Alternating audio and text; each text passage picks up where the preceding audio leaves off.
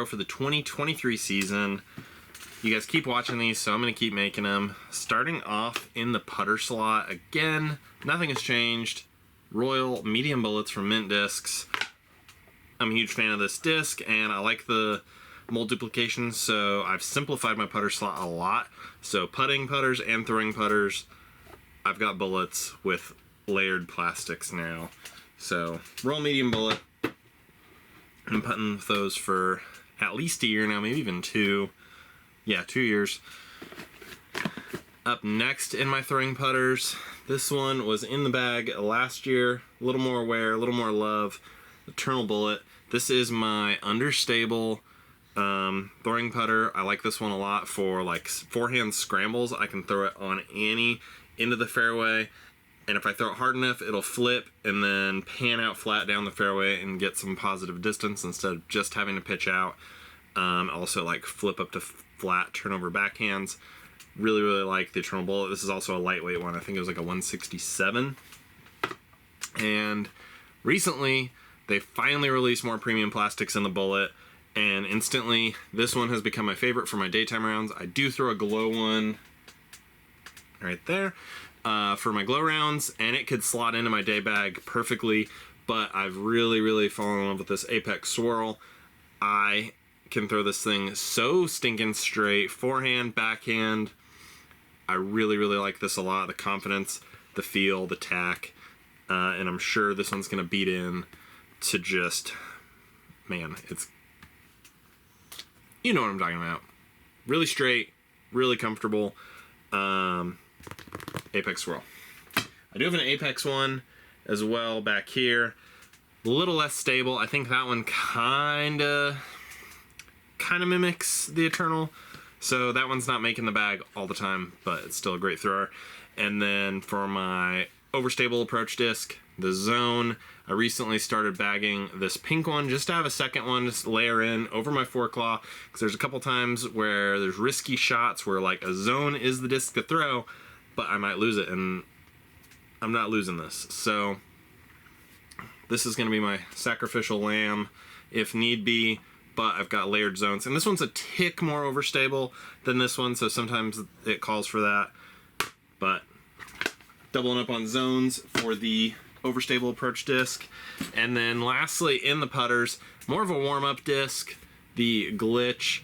Although I have thrown this for some competitive throws, there's just sometimes where the gap is a little too touchy and needs a little more anhyzer that I'm comfortable forcing a bullet or one of my putting bullets in, especially like that 50-60 foot range. It's just a little bit too far out of my, smooth putter range. And this, because it's so lightweight, I can put it on that softer angle and it'll start gliding. Like I made a 60, I'm exaggerating, I made a 50 footer Annie through a gap like this big the other day with this. So I like it a lot. It's almost the opposite of my Eternal Bullet. I like it for the bullet for scramble forehands. This is a good like little scramble backhand because I can just barely toss it and it'll glide out on that Annie. So it's also great for warming up. That's the main reason I bag it. Play a little catch. If you're waiting, back up on hole 1, bunch of people at the park. That one's great. And then in my mid-ranges, done a couple of changes. So starting on the understable side of things, we got the Apex Lobster. This ended up kicking the sole out of my bag. I like the tack. I like the feel of the Apex plastic. Lobster, super understable. I can throw it hard on hyzer and it's just gonna get to flat and turn and come over. Also forehand, I like it a lot for those little touchy forehand shots where I need a little more range that I can get out of my bullets. It doesn't come out of the bag often, but I definitely love having it in there. Also for like tailwind shots where I need a turnover, those faster mids that we're gonna see sometimes don't hold the turn long enough. Lobster's gonna get the job done for me. Boop. Up next in stability, Apex Swirl Mustang. This is a little weird because this is one of the more stable Mustangs. The Mustang is kind of an odd one for my arm speed and the little bit of off-axis torque that I have on my release as I'm working on my form. The Apex Swirl just has that extra tick of stability where I can't, if I accidentally put it on too much ante, it's not just going to dump. It'll actually fight and, work with me a little bit on that. So I really appreciate that, the Apex Swirl extra tick of stability. The glow ones also have that, but I have a full glow bag. So my day bag has very few glow discs, if any. It actually is 0. Apex Swirl Mustang. This one's got the Veterans Park Open and the Kratom stamp. Love sporting those guys and all that they do. Next up, Hexes. This has been in my bag since the Hex came out. It is pretty much dead straight. Sometimes if I smush it a little too hard, it will gently drift, but it's gonna fight back out. It's gonna get straight again. I rely on this disc very heavily. And then as of like 3 days ago, Fission. This stamp is insane, and I like playing with the extra plastics that they offer in the Hex. I do bag a Space Race Hex in my glow bag. That one's just a tick more stable, so I like having this slightly understable complement to this one. And then in the overstable mid-range slot, this was in my bag last year, and it is still in my bag. This thing has seen some ish, man. This thing, if I hammer on it, got the nerves of a tough shot or, tournament jitters, this will go straight 300 feet, maybe even have a little bit of turn before it comes back. So sometimes this isn't the play. So I have a Sublime. This has got the Mountain Sports 50th anniversary stamp on there, something fun we came up with. This is my overstable one. But also I do like having this one that doesn't quite have as much fight, so sometimes if I need to like smooth it out through a gap, it's not going to dump. It will have some forward penetrating glide. So first run Apex Bobcat, and this is a second run Sublime, really beefy, so these complement each other really nicely. And that is my mid-ranges. And before I get to the fairway, my utility fairway driver, I'm throwing the Eternal Phoenix. I do also have some Glow Phoenixes. Those are super beefy though, so I definitely prefer the Eternal, although at night I do play with the Glow because this is going to be hard to find in the dark. So Phoenix is my utility driver this year. And now we'll get into my fairways, which I've got quite a few of them. Not my slowest one, but my flippiest, most understable one. Apex Jackalope. This is first run. It's got some mud on it still from my round the other day. Yeah, Jackalope. I believe it's an 8-speed, but understable. I love the shapeability of this. I've thrown some fantastic long turnover shots through the woods that have just left me slack-jawed on the tee. But really controllable still. It's not something that's just gonna dump and cut roll unless I really mess it up. It's got some good stability. This is also very lightweight. This is the most stable or least understable Jackalope, the lightweight Apex. Nice and flat, low shoulder. So if you want some more flip, go with a heavier Apex or one of the other plastics that are a little flippier. But I love this disc a lot. Bump up in stability. The Grackle. I flip-flop between the Sublime or the Glow. I have recently really liked throwing this thing off speed though, like shaping some wood shots where I can go a little bit down tempo and put it on an ante, and it's gonna let that happen and it's gonna fight out. Also, if it's like a little windy and I'm worried about the Jackalope stability, I can bump it up to this.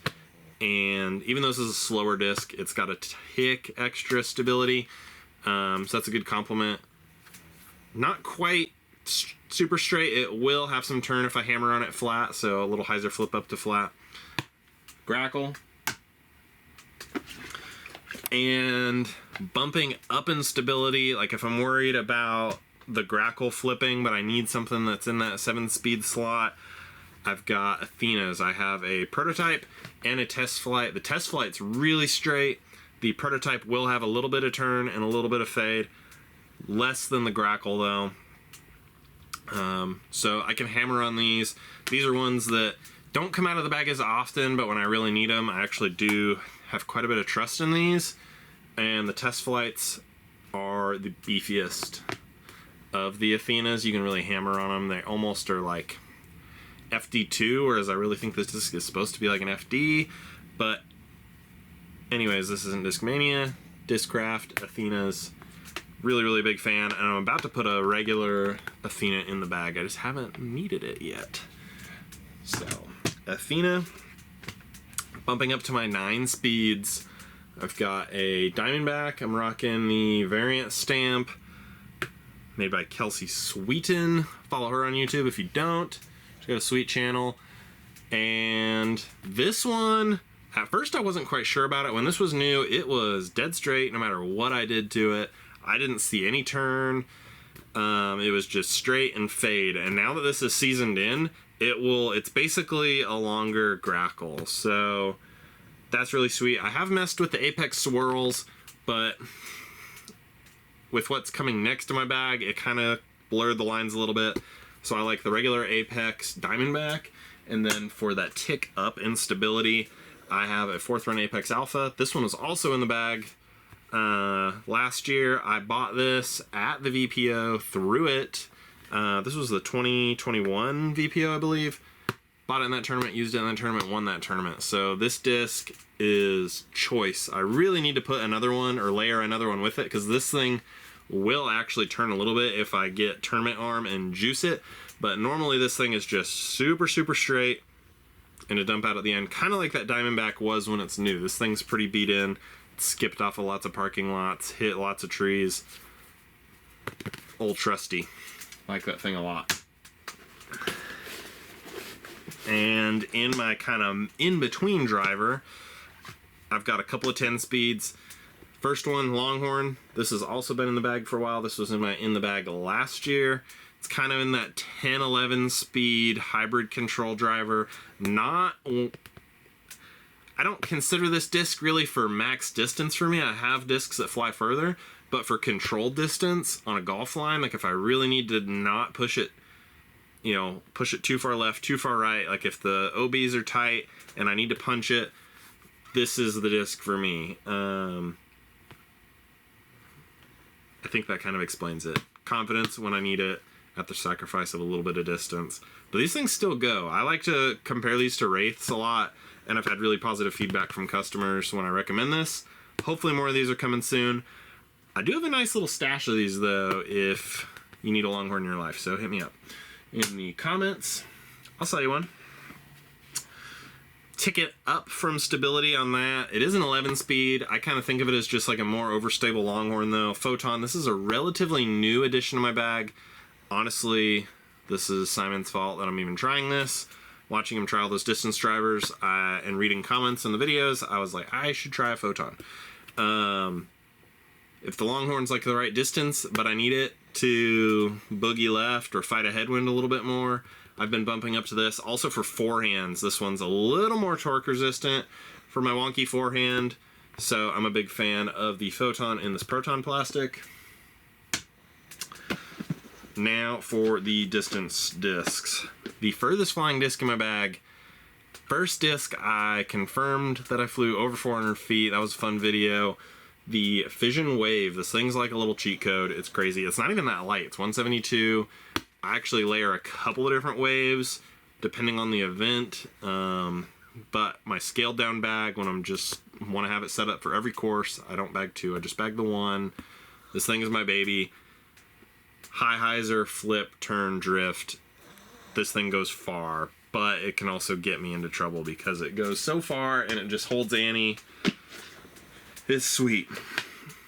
For more controlled distance, Big Z Zeus. It's not as flippy as the Wave. It's getting pretty flippy though. I kind of need to start working with another Big Z Zeus. This thing's a little flippier than it really should be to get the max out of it. But if there's not a headwind, or if there is a tailwind, I know I can rip on this thing and really hold that Annie before it starts to stable up. I like that thing a lot. If there's a little bit of a headwind, this is a lightweight ESP Zeus. This thing's more stable than my heavier Big Z Zeus. This thing bombs. I just birdied some holes at my home course that I've never birdied before with this thing the other day with the winds down. So for maximum distance without the wind, I like this guy a bunch. And then in the wind fighter category in my bag, I've got a little bit of cleaning up to do, because right now I'm bagging 3 different goats. This one, First Run Apex with the Mountain Sports mini stamp. This is the oldest one in my bag. This has been my wind fighter for a long time, although it did betray me a little bit when the winds get to like 25 or 30, which is crazy. So I do like this thing a lot, and I also like for flex shots.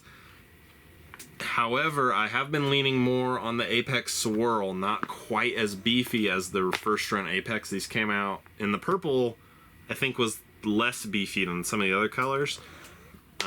But the Apex Swirl, I've been liking this thing a lot. I put it up against my ESP Zeus for a lot of shot requirements. It's just got a tick more stability, so it's going to cost me some distance.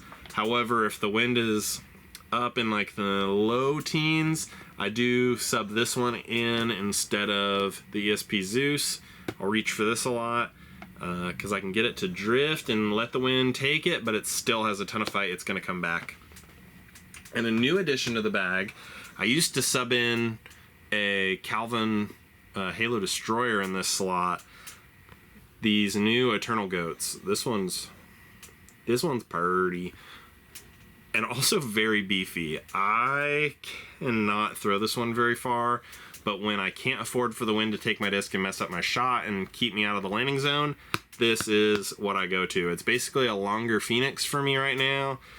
I've skipped it off of a couple parking lots and thrown a few thumbers and, you know, put it through some abuse, but this Eternal Plastic is really tough. It's still really stable, and I am liking this thing a lot. Also, I went with the 167 just to help me get it up to speed, although it did come out, you know, a little flatter by choosing that lighter weight one, so it's got the beef. I haven't really put it through the test in 20+ mile/hour winds yet.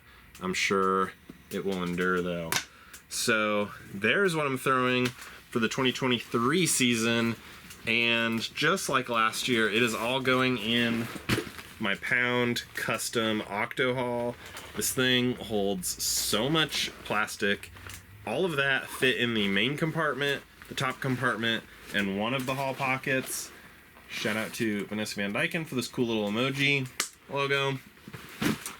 Patch that I have on the side. Ideally, I wouldn't have anything in the second Haul pocket, but with a couple of these extra drivers, I had to bump the mids into the Haul pocket. But normally my layout is insulated water bottle pocket, the water bottle, chalk bag.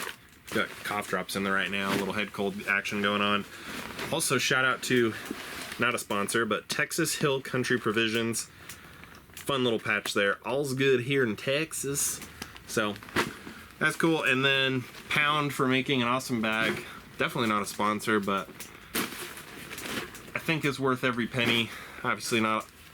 I had to save and sell and flip discs to be able to afford this thing, but the quality has been unmatched. The comfort is unmatched. And I've got a whole video about why I like my Pound bag. But thanks for watching. Please like and subscribe, and we'll see you out there.